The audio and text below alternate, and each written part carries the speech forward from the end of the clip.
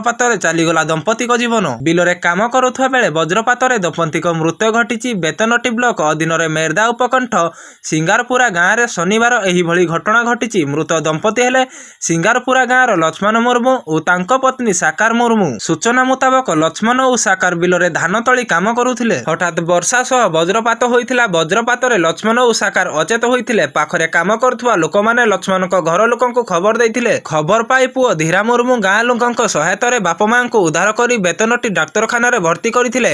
ଉଭୟଙ୍କୁ ସେଠାରେ ଡାକ୍ତର ମୃତ୍ୟୁ ଘୋଷଣା କରିଥିଲେ। ଏନେଇ ବେତନଟି ଡାକ୍ତରଖାନା ପକ୍ଷରୁ ବୈଶିଙ୍ଗା ପୁଲିସକୁ ଖବର ଦିଆଯାଇଥିଲା।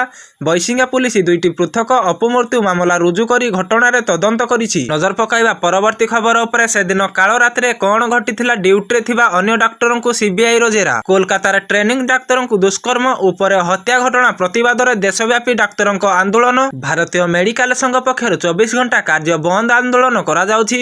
ଦେଶର ସମସ୍ତ ସରକାରୀ ଓ ଘରୋଇ ହସ୍ପିଟାଲରେ ଧର୍ମଘଟ ହେଉଛି। ଓପିଡି ଓ ଡାକ୍ତରଖାନାରେ ନିୟମିତ ଅସ୍ତ୍ରୋପଚାର ବନ୍ଦ କରାଯାଉଛି। ଏମର୍ଜେନ୍ସି ବ୍ୟତୀତ ଅନ୍ୟ କୌଣସି ଅସ୍ତ୍ରୋପଚାର ହୋଇପାରିବ ନାହିଁ। ହସ୍ପିଟାଲଗୁଡ଼ିକ ସେଫ୍ ଜୋନ୍ ଭାବେ ଘୋଷଣା ସହ ବିମାନ ବନ୍ଦର ଭଳି ସୁରକ୍ଷା ଯୋଗାଇ ଦେବାକୁ ଆଇଏମଏ ପକ୍ଷରୁ କେନ୍ଦ୍ର ସରକାରଙ୍କୁ ଅନୁରୋଧ କରାଯାଇଛି। ପର୍ଯ୍ୟାପ୍ତ ସୁରକ୍ଷା କର୍ମୀ ମୁତୟନ, ସୁରକ୍ଷା ଯାଞ୍ଚର ପ୍ରୋଟୋକଲ ପାଳନ କରିବାକୁ ଅପିଲ ହୋଇଛି।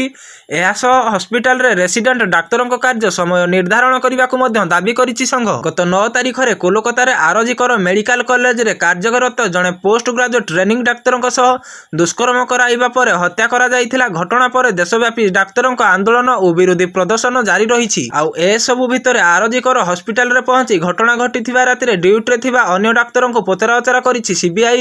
ଘଟଣା ରାତିରେ କଣ ଘଟିଥିଲା ସେ ନେଇ ଖୋଳତାଡ଼ କରିଛି କେନ୍ଦ୍ରୀୟ ତଦନ୍ତକାରୀ ସଂସ୍ଥା। ନଜର ପକାଇବା ପରବର୍ତ୍ତୀ ଖବର ଉପରେ। ଭୀଷଣ ବର୍ଷା ନେଇ ଆଗାମୀ 24 ଘଣ୍ଟା ପାଇଁ 9 ଜିଲ୍ଲାକୁ ୟେଲୋ ୱାର୍ଣ୍ଣିଂ ଜାରି। ରାଜ୍ୟରେ ମୌସୁମୀ ସକ୍ରିୟ ରହିଛି, ଯାହାକୁ ଦୃଷ୍ଟିରେ ରଖି ଭୀଷଣ ବର୍ଷା ନେଇ ଆଗାମୀ 24 ଘଣ୍ଟା ପାଇଁ 9 ଜିଲ୍ଲାକୁ ୟେଲୋ ୱାର୍ଣ୍ଣିଂ ଜାରି ହୋଇଛି।